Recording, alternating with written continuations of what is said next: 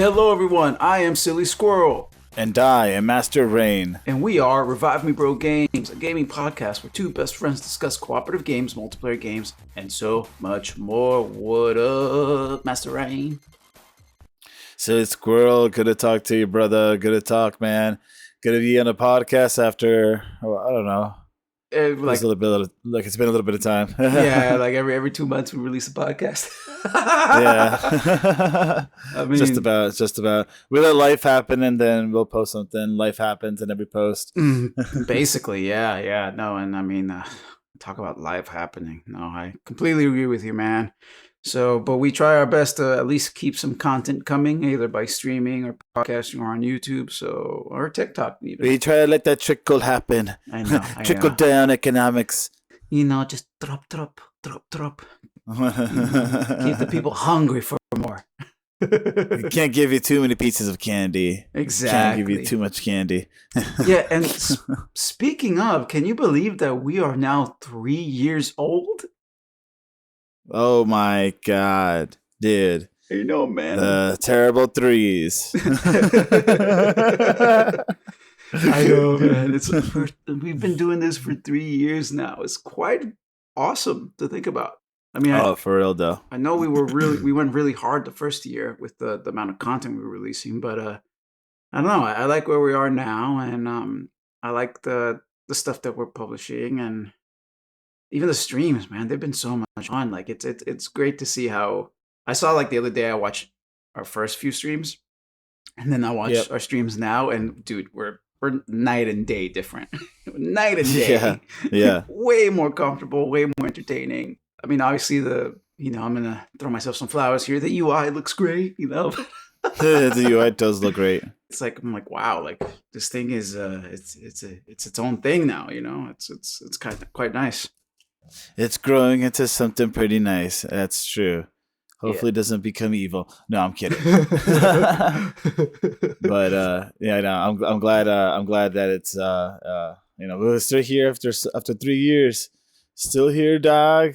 Yes, 3 years. So anyway, just quick thank you to everyone who's been R&B supporting now, us. R&B forever, R&B 9,000 years, R&B 1,000 years.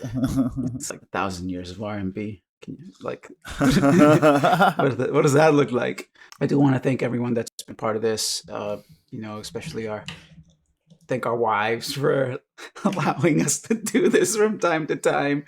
Shout out to them, and for really having the patience with us and our shenanigans, and trying to feed that inner child of ours that just won't die. Pretty soon it'll be our children as well. Thank you all for letting us still be kids. Oh, I know. For reals.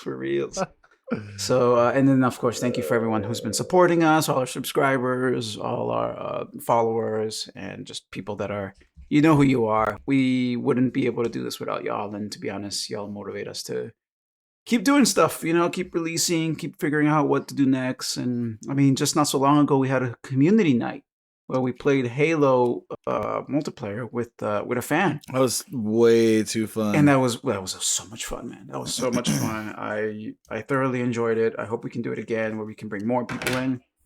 But for the experiment that was, it was quite successful. So that was yeah. And awesome. At the time I had my computer a little close to Dorothy, so she kept like bothering. It was so funny, dude. I had to keep muting my mic and stuff like that, dude. And I was just like, go to sleep. Go to fucking sleep. I was working, and a parent of like this 3-year-old looks at me and she just goes, 3-year-olds are assholes. So R&B's in that 3-year-old asshole stage. Yeah. This next year. Bloop, bloop, bloop, bloop. Just kidding. Yeah, more swearing, more obscenities, more multiplayer. Bigger, badder, fatter. But anyway, PSA for the pod, y'all. We are available anywhere you get your podcasts, and we mean anywhere. If you need to listen to us on Spotify or Apple Podcasts, please give us a 5-star review. It's free and helps us support the pod. Plus, as always, we're giving away free merch.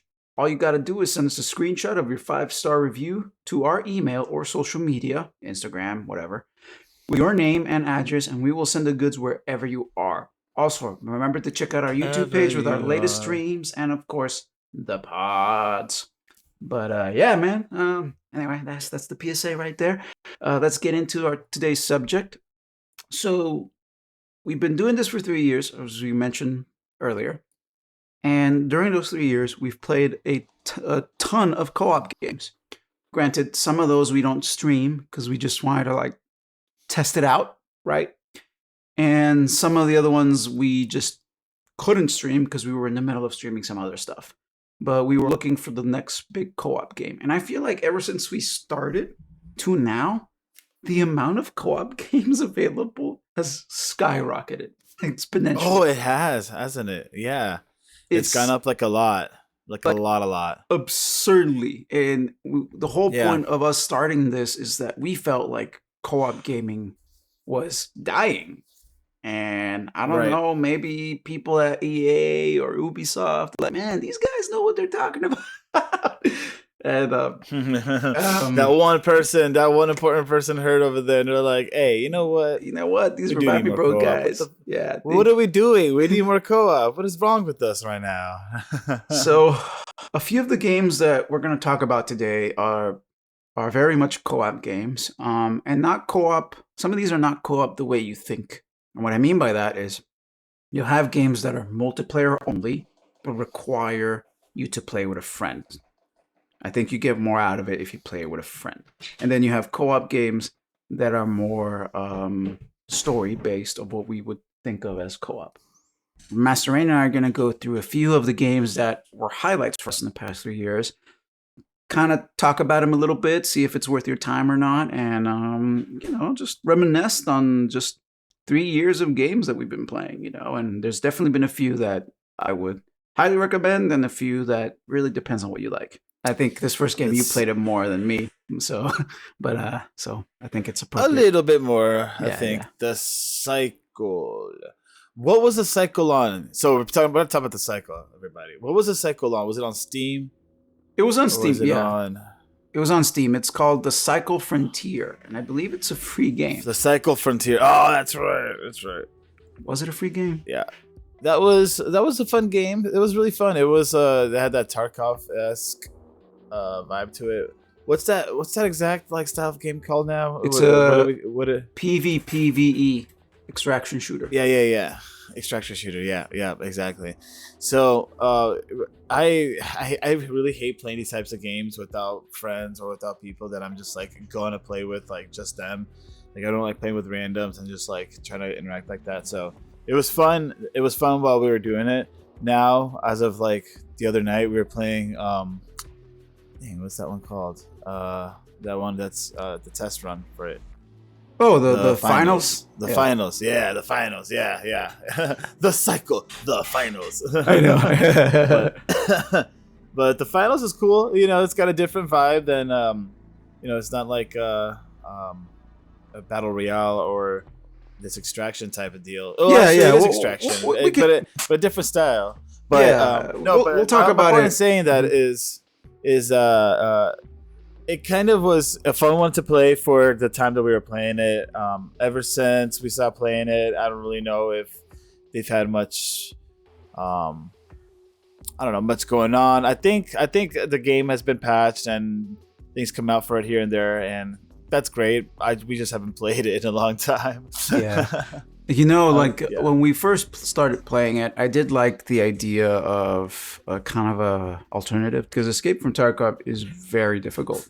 I did play a good amount of time on Escape from Tarkov, especially with people that were very good at it.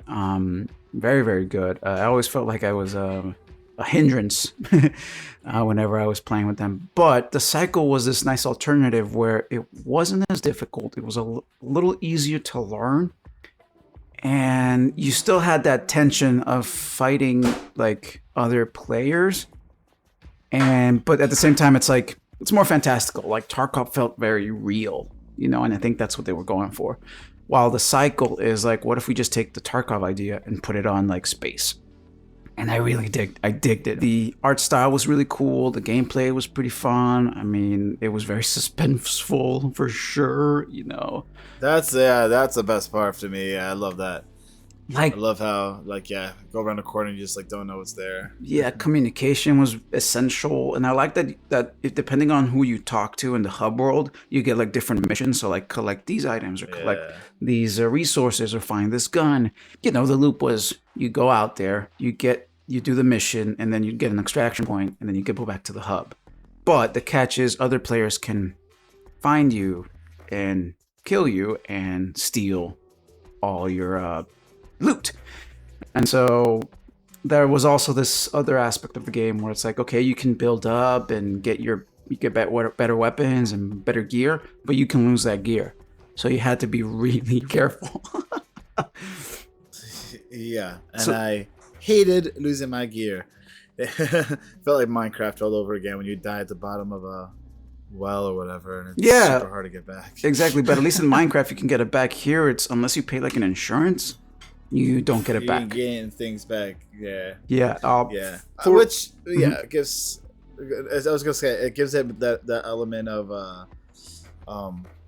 dang it, I can't think of the word now. It just makes it tougher, you know. Just makes it a whole lot tougher. You got to be a whole lot more careful with your decisions. Yeah, and what's great is that it's also free to play. I think that's awesome. You know, it's a very complete game, and there wasn't any issues that I could tell. Like there wasn't a lot of lag. There wasn't like the loading times weren't that horrible. The graphics were pretty dope.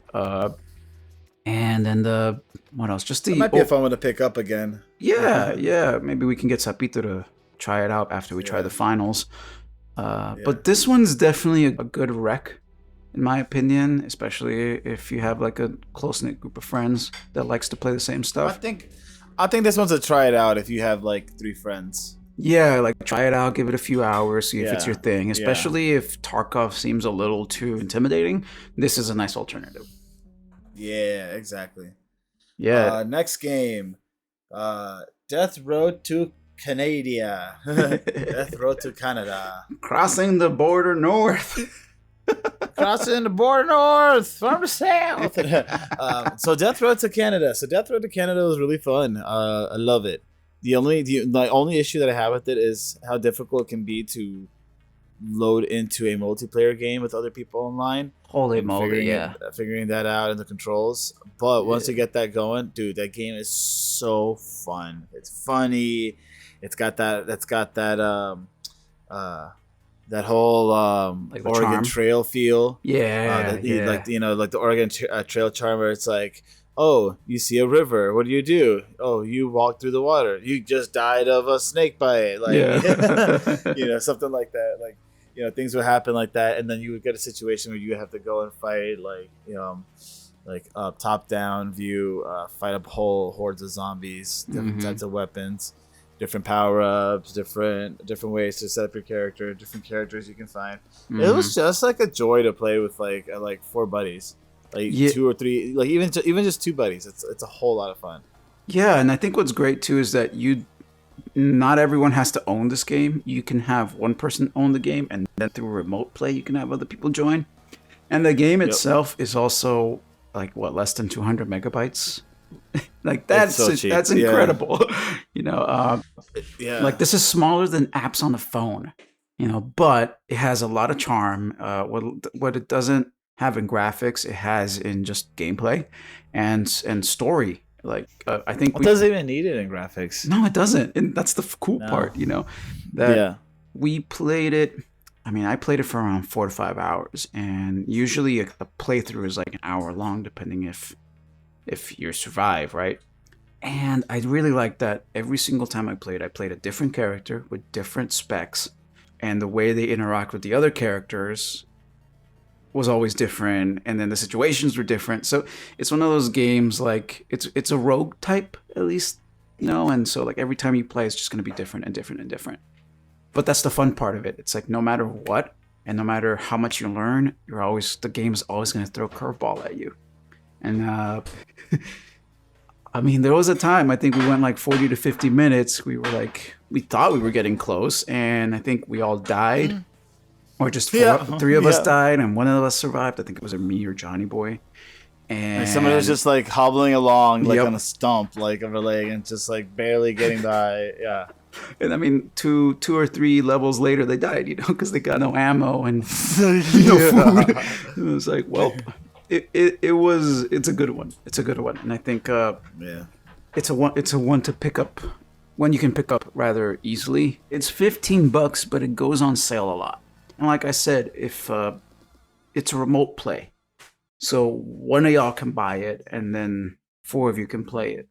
So in reality, yeah, $6 per person, $5, maybe less, $4 per person. So definitely worth your time. It's a lot of fun. It's funny. It's creative. I recommend it. Highly recommend it. It's definitely a great co-op game. Next one, Generation Zero. Ooh. Generation Zero. I'm just gonna start off by saying it gives me like similar feels to like the Cycle, except there's no like home base. You're out. It's open world. Your extraction and you're walking around and you're interacting with the environment in sort of way. There's no players. But for some reason, every time we played it, I always got the Cycle feel. That being said, this one is definitely like if you got something to try out with like 3 buddies or whatever, I would recommend this one for sure. This one was scary at times. So yeah, Generation Zero is definitely a stealth action shooter and very much, pushing the stealth. Like I think you're in Sweden during the Cold War, so it's like set in the 1980s, and you are one of the few survivors of this war against these machines. And you and a buddy are trying to like figure out what happened or where the people went, and it starts off really strong, and it is terrifying to fight these mechanical monsters. Yeah, they're pretty unforgiving, and there's a lot of them. Very much so. Get swarmed really fast. Yeah. This game, though, for me is probably the first disappointment, and what I mean is like I was hoping for a few things in this game, and I never got that like reward. And what I mean by that is like the game has such a good setup that you expect the game to go one way, but then it doesn't. Granted, I guess so. Yeah. Everything that it does strongly, it's quite awesome. Like the sound design is really good. The guns sound so good. The way the robots like all sound and the way they're designed. The developers are still working at it. Mm-hmm. As we speak, developers are still working at it a lot. Yeah, they released a latest patch just in October, actually. Yep. Like 3 weeks ago or 2 weeks ago, something like that. So that's a good sign. Yeah, this game is wonderful, but you need to go in with an open mind, in my opinion. We played like 6 hours of it, and we had some really, really fun fights. This might be another one that we play for like a night and see if they've gotten better. But I will say they definitely nailed the stealth. They definitely nailed the atmosphere. And they definitely nailed the guerrilla aspect of warfare that they were going here. Because it definitely feels like that. Like we have to like outsmart the robots and do plans and get in a high position. Like that felt really organic. Because we just couldn't go and like go guns blazing. Because if you do, you're going to die. So, that was really cool. Like I remember this one fight where we went into a town and the robots were all chasing us into this town. So we had to like get into the houses, put like proximity mines around this house, and we basically just like hunkered down, killed a few of the robots, and then moved to another house and did the same thing. And we managed to survive. And it was very, very stressful, very, very exciting. Because you couldn't just go and like, okay, I'm just going to shoot. Like we really had to think about, okay, there's 2 entrances here. The robots can come in. Why don't I try to funnel them through here? You, Johnny Boy, go over there, snipe them from over there while they come to me. And it was definitely survival of the fittest. And I like that. It wasn't difficult either to like get started into. Like, no, not at all. You know what I'm saying? So yeah, check it out. It is like $25 on Steam. I think if you have the Game Pass, it's on Game Pass, I believe. So there's that, and you can play. Yeah, I think it is. And it's available on PC and all of the consoles. So like whatever you have, you can definitely play it. I've seen it on the PlayStation actually. Next game, Battle Bit Remastered. So this one's not exactly a co-op game, but it's definitely a game we want to give a shout out. Right? Yeah, let's give it a quick shout out. Yeah, it's fun, man.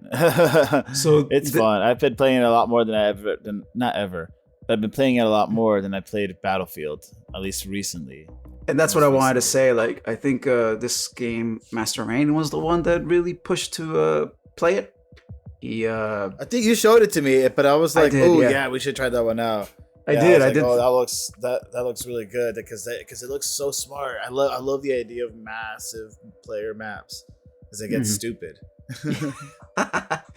Yeah, and we were still itching for a good Battlefield game, and this one is definitely scratching that itch.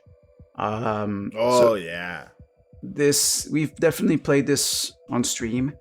I will say, like, once you play it enough, the graphics just disappear. You stop thinking about the graphics. Because at first it's like jarring, right? Like, oh my god, this is like Battlefield with Minecraft graphics. But trust me, once you start getting into it and like throwing grenades and destructible environments, you forget really quickly. And you start playing. When it came out, there was a lot of issues with weapon balances and like the servers dropping out or having issues or whatever, or the game just not sounding great in places. Dude, all of this stuff, they're like updating like all of it, and like new maps, massive new maps that require like water vehicles or like actual tactical like minded like ideas, because you can actually work with like everyone around you, and everyone around you can actually hear you. Oh my gosh, that's like the best part. Everyone in the helicopter can hear you. It doesn't matter if you're on the same team or not. Like everyone and like everyone on the map, not only in the map, but like everyone around you who's on the same team can hear you. So like everyone on the helicopter, like doesn't matter what team you're on, it could be like, oh, let's all drop on E. Come on, everybody, help me on E. We gotta push it before they blah blah. And then all these people who are not team members or on the same team are just all of a sudden on the same thing, on the same page. It's so fun, dude. And that and like in the people die and they just like are like asking for help over the comms, and it's just like, help me, their voice acting like they're actually like dying. It's so good, dude. But that makes it so much better. If only Battlefield did stuff like that, dude. Like that's what I always imagined like a good Battlefield game to be. Like you're just like not like another grunt, but like you might be a specialist in like bombs, or a specialist in a medic or whatever, right? But everyone is like on the same like page in the sense of like no one's got like a special super ability or like a final smash power or like a freaking call streak like that they're gonna call in that's gonna give them like an ability to bring it down in a building for free or whatever. I don't know. All of it, like Battlefield, in my opinion, is supposed to be like massive. A bunch of tanks, a bunch of jets, a bunch of helicopters, a bunch of people pushing these points. Some teams that are being tactical, some people who definitely aren't. And the game is supposed to encourage that, right? Encourage you to be able to be tactical, or encourage you just to like be stupid. But I feel like with Battlefield right now, where it's at, obviously everyone's heard us talk about it. Like obviously them. The biggest problem that we're all having with it is that it doesn't feel like a regular like war game. It feels like some futuristic superhero-esque type war game when these people are flying around on their wingsuits and super-powered Batman catapult devices or whatever. Like that's not like real. That's Call of Duty. Leave that for Call of Duty. And they went so hard on the mechanics for like all of those gadgets and whatever, that they actually left out like working on the vehicles and working on a lot of vehicles and working on making them like really like feel like responsive and whatever. And because of that, it's like why they literally like dropped a massive portion of what they actually are. And here's BattleBit actually giving us a bunch of vehicles to play with, dude, and try out. And the thing about it is that like they're not easy to use. Like you have to you really have to learn. And Which is that's the point of Battlefield. Like, you're supposed to freaking learn, dude. Like, oh, you can't just jump in a tank and it's supposed to be like the Halo tank where you just go around, pop, pop, pop, like everything, and just like never get killed. No, like you're supposed to get wrecked with the right weapons, or if you know how to freaking pilot it well or drive it well, then you're going to do really well with it. But if not, it depends on the person behind the tank wheel. And I like that. You know what I'm saying? You know, like, I think you hit a nail on the head when you said, like, Battlefield just started adding all these things and forgetting what made Battlefield. And I think BattleBit is a really good example of when less is more. And yeah, you know, like, when we played Battlefield 1 many years ago, I loved how basic it was. It was very basic. How we really had to play as the role we played. So if you want to be an assault, you have to commit. You know, if you want to be a medic, you have to commit. Because if you commit, then you can reap the rewards from playing like that player. Before you know it, like, you unlock all these better weapons, better gear, better this, better that, and then you're like a really full-fledged medic, and the game rewards you for it. Right. While as the new Battlefield, and we've played it multiple times with each patch, and it just like doesn't have the same feeling. It felt like I was playing a Call of Duty open world, if that makes sense. Right. You know, instead of a Battlefield game, you know, which BattleBit just, again, I know I've said this before, scratches the itch, where it's like you stick to a role, you get upgrades, people go nuts, you do stupid shit. We've talked enough, I think, about this game. It's definitely a must recommend, especially if you're a Battlefield fan. It's also $15 on Steam. It is worth the price of admission. Just support them. Yeah, you should support them. Support these guys. They know what a Battlefield game is. They're doing an amazing job. Yeah, and there's different modes too. Like, you don't have to necessarily just play the Battlefield mode where it's like, you know, the huge maps. It's like there's smaller ones too if you want to like really get to know your weapons and stuff. So it's 100% a must play. If you've ever played Battlefield and said, "Wow, this is so stupid. Why can't you do X, Y, or Z?" BattleBit has actually fixed it, and go play it exactly. Yep, and the amount of players that play, it's a consistent, like, good amount of people. You're gonna find lobbies. Yeah, you will find lobbies right now. All right, so our next game, we go from serious to absolutely goofy as crab game. Motherfucking bonkers. Crab game. Crab game was amazing. Crab game is a must play. Just play it. If you watched the Hunger Games, oh my god, dude. The Onion Games. What was the show called? Squid Games. Squid Games. Yeah. So if you like the show Squid Games and you want to play something like it, Crab Game is your place to go. It is free. It is like, what is it, like 500 gigs? It's a stupid small. You will have a good time. And if you really want to know what we're talking about, go to our YouTube page, check out our Crab Game gameplay video. If that doesn't convince you, then yeah, go play BattleBit. It's like a good party game for like a drunk night or whatever with like a bunch of buddies or a bunch of friends, like to everyone download and install because it's free, right? Yeah. But it's a silly game. It might be hard to find like actual players online. Yeah. Right now because it's been out and Squid Games is not the interest as much anymore. That being said, it's like I said, it's a good party game. It's a really fun party game, and I think that whoever made Crab Game should make like other party games like this because like they had really good ideas. It's so cheesy. It looks so bad, but it was so funny. So much fun to play. So like, just a quick description. It's like Squid Game where you play different, where the players go play different mini games, and as you win or meet certain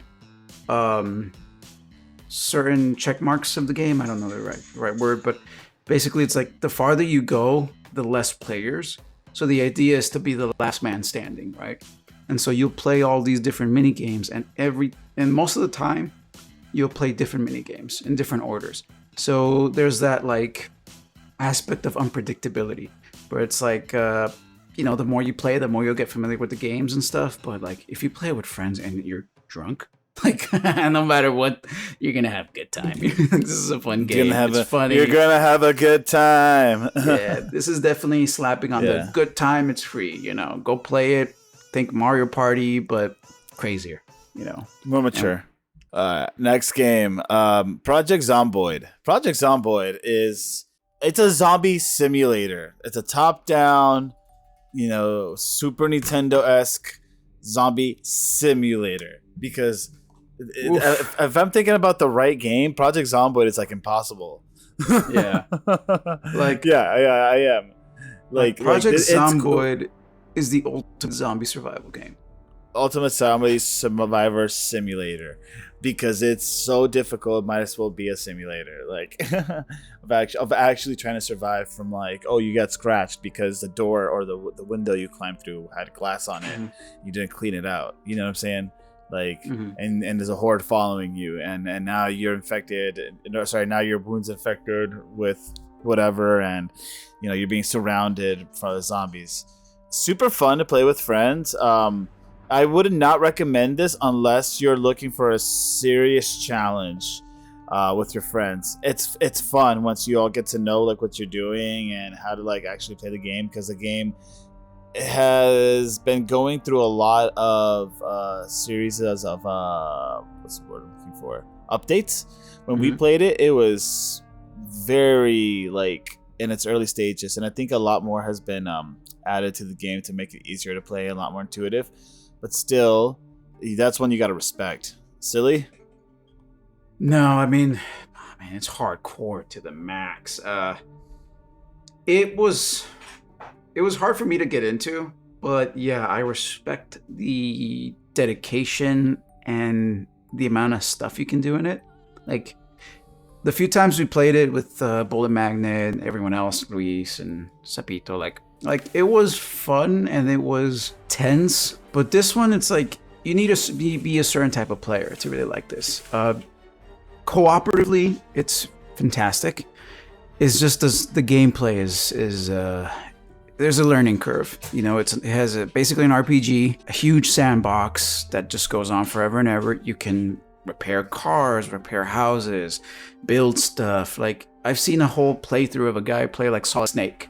It really is however you want to play it, you can do it. So it really depends on your creativity and what you want to bring into it. The game's $20, and you can buy for $60. You can actually buy the game for 4 people. So that's quite a nice discount.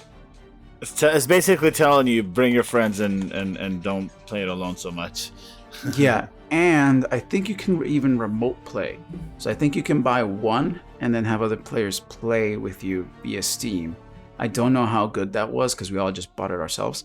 But yeah, this one I'd recommend to people with a certain niche. Great co-op game, but not for everyone. Next game. What's the next one? Remnant from the Ashes. First Remnant, not the second one. First Remnant from the Ashes. Man, that was fun. Incredible story. That is a, how do I put this? It's a game that is it's like an action adventure, Dark Souls esque type survival game. Yeah, really it's kind of survival-esque a little bit. It's kind of a Dark Souls with guns. There's a cataclysm hitting the world, and there's a lot of monsters. You're a survivor, and there's some stuff going down. Some places you have to visit, some really weird places you have to visit. That cross-dimensional type thing is going on. You have to figure out how to clear your world from said cataclysm. And the game takes you through some wild environments. But what's really cool is I'm pretty sure that the environments are procedurally generated. Is that right? I think so. Yeah. Some of the maps that you play, not everything is super random. There's a lot of because there is a story. There is a story. There's a story. So there's set things that are supposed to happen. But you could run across you could be playing one of the missions, and you could run across one boss or the other, and depending on who you run across, will give you one weapon or the other, depending on what you pick from the boss once you beat the boss. But you're not going to see both in the same run. So there are things that are procedurally generated like that, which it was really cool. That was so cool. It added added an extra element of like exploring in the game and like checking things out and whatnot. Definitely, that's the must play for you and 2 other friends. If, you know, for a solid story. I think it's not super challenging. Honestly, it's not Dark Souls level challenging. It's pretty easy. Not heavy on the horror, but a little unsettling for sure, which is fun. Good unsettling. Yeah, a solid recommendation. Probably would it be the highest one on the list here? Recommendation? No, well, it's up there. I think it's up there. Probably it's in the top 3 for sure. It's in the top 3. People still want to play these, you know. I don't think people have gotten tired of them yet. Right, and there's no multiplayer in Dark Souls to go through the stories with your buds. Yeah, and this one is provides that venue, right, where it's like, I want to play a Dark Souls game, but I don't want to play it alone. Remnant is your guy. You can really do different builds that are depending on your playstyle, right? Like, but yeah, and there's really cool weapons that you can get for both builds. Exactly. So like, the game is fun, and when we played it together, like we didn't beat it, but we played enough to kind of get the gist of it. And I mean, I don't want to say it's the easiest Dark Souls game because it's not easy. It's still a challenge. Yeah, but it was still tough. But I felt confident because I had friends with me. So yeah, if I can like compare it to another game, Monster Hunter Worlds comes a little close in terms of and what I mean, the comparison comes strictly from when you go on a hunt with your friends and how you feel when you go on a hunt. You know, when you get to that boss and you both like, I had the same feeling when playing Remnant, where it's like me and my friends get to that boss and we're ready to fight it. You know, like very much a raid like mentality. But this is, if you haven't played Remnant by now, you should definitely, because it's on Game Passes and stuff. Like, you should definitely try it out.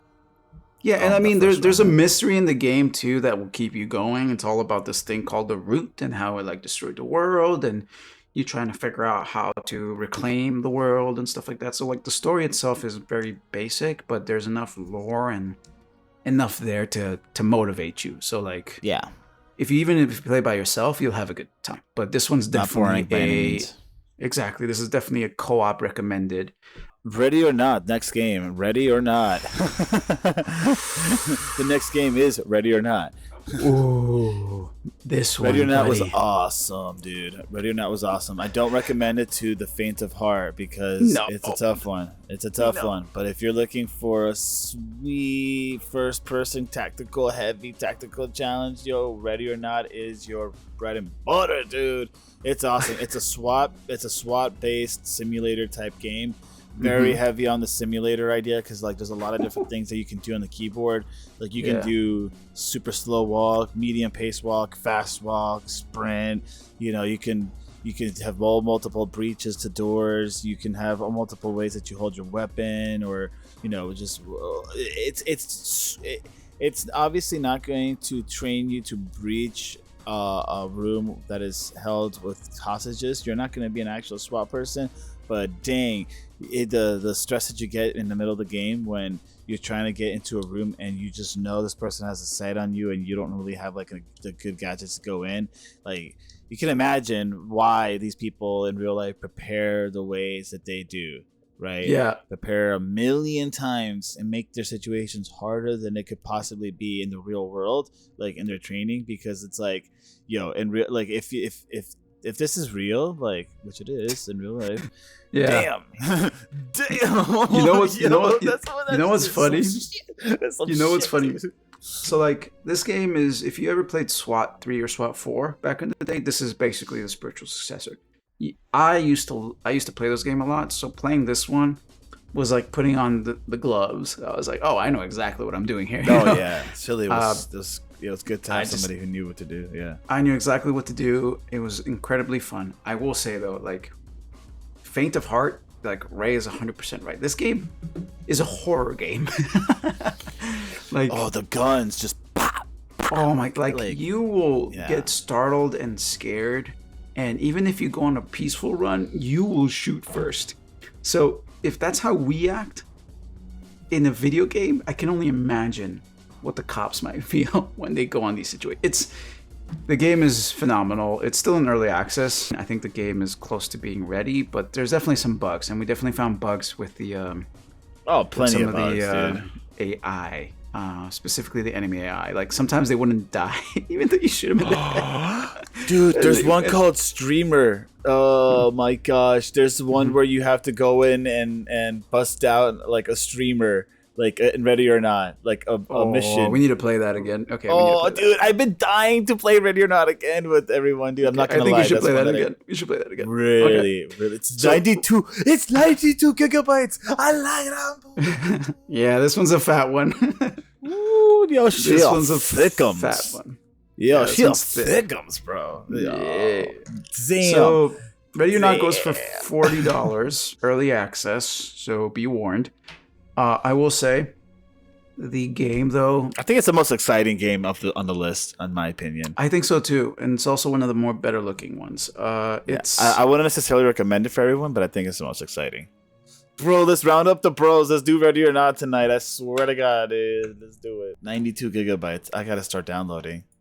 I mean, I think Sapito would be like, nah, bro, we're playing the finals, you know. But yeah, we'll definitely. We are playing the finals right now. Yeah, we're playing the finals right now. The finals is tight. The finals is we'll tight. definitely do an early review of that one. You want to talk about the finals real fast since we're here? Okay, sure. Why not? Yeah. So the finals is a very different idea on the whole like battle royale, multiplayer, 3v3 or 6v6, whatever idea shooting online gaming, right? It's more of like a it's same but different, right? Like the whole idea is that like you have a host of a whole bunch of different teams, not like too many, being dropped into like a game show type small map, with different games. That's a challenge.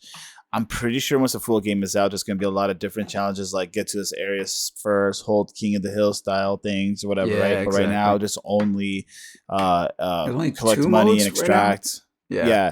So it's like two different modes that have the same idea, which is extraction of like money or extraction of like a certain amount of funds, which, it's fun. It's fun. It's still a battle royale. Like, honestly, like it's just kind of like a battle royale, like Mario Party battle royale. It's not a Mario Party game, like that, but the way that it all looks, the whole like vibe. There's an announcer. It's all very much like a game show, which kind of takes away some of the, how do I put this, seriousness element, which is good because you don't have to take it as serious, which it can be kind of wacky, and some of the things that do happen are kind of loony. They're kind of like, oh my gosh, what the heck is going on? There's no fall damage in the game. Yeah. You can just bust through buildings, just blow things apart like it's nothing. So some of the things that happen are kind of like out there, but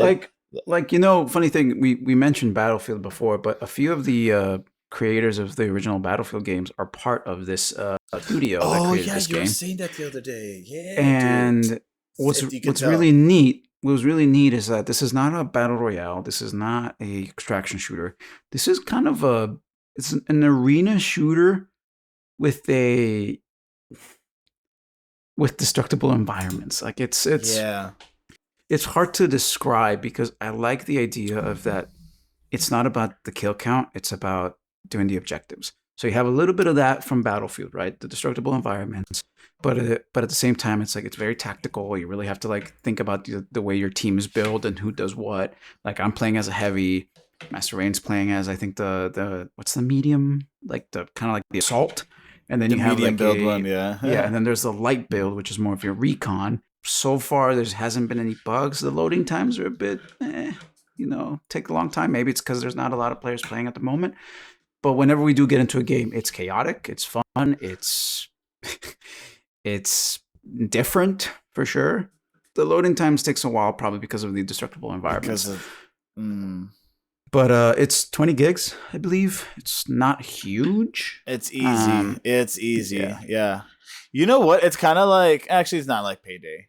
Payday's a different style game. Payday's different. Money. Yeah. Payday we will talk on its own. I think Payday deserves its own review. We've definitely been playing a lot of Payday. So, be on the lookout for that one too. And one more honorable mention, the Sons of the Forest. That's one that we got to get back into. I agree. I didn't want to mention it on this podcast because of that, but it's just we have to get back. Johnny and I were also talking about it the other day too while playing Enter the Backrooms. That was fun. Enter the Backrooms. You got to play at least once with us, dude. It was fun. Yeah. I got it. Hey, don't be scared, dude. Don't be scared. So I'll do 3 more honorable mentions. We won't go into details about it, but here's 3 other games if you want to try out.